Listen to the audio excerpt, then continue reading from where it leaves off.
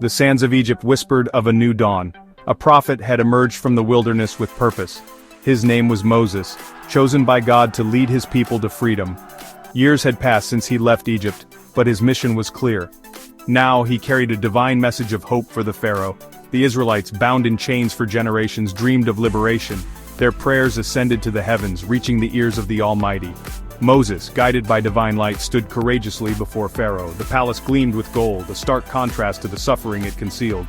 With unwavering faith, Moses declared, "Let my people go." Pharaoh scoffed. He looked down upon Moses, a humble shepherd challenging his might. Pharaoh refused. He would not be moved. His heart, hardened by pride, could not see the power of faith. The stage was set for a monumental clash of wills. On one side, a ruler clinging to his throne. On the other, a prophet armed with the unwavering will of God.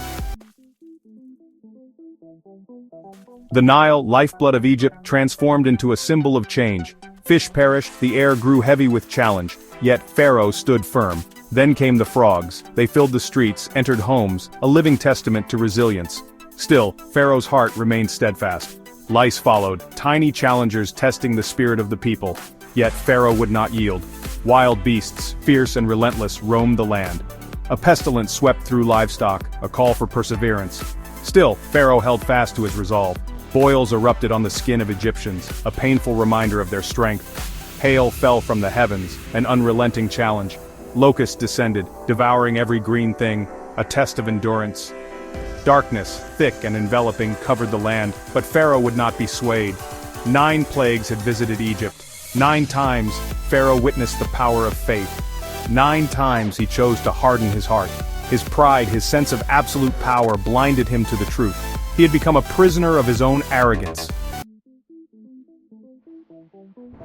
Then came the final plague, the 10th and most transformative.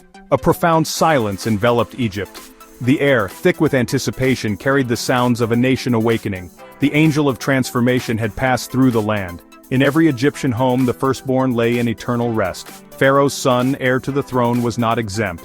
The palace, once filled with laughter and music, now echoed with a solemn resolve. Pharaoh, humbled and enlightened, finally understood the power of faith. He summoned Moses. "Go," he declared, his voice filled with newfound respect. "Leave this place, take your people and go." The Israelites, their spirits unbroken by generations of trials, prepared to leave.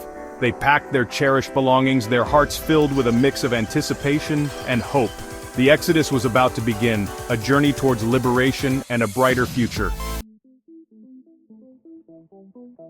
Led by Moses, the Israelites embarked on a courageous journey. They followed a pillar of cloud by day and a pillar of fire by night, guiding their way. Their destination, the Promised Land, a land flowing with milk and honey, a symbol of hope and prosperity.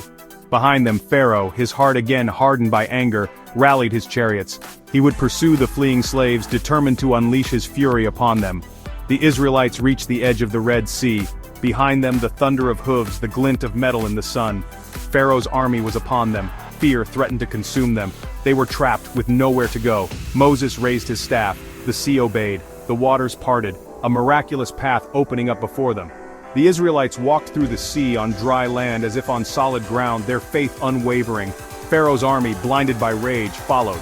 They charged into the seabed, their chariots churning the exposed earth. Then the waters crashed down. The sea roared, reclaiming its dominion.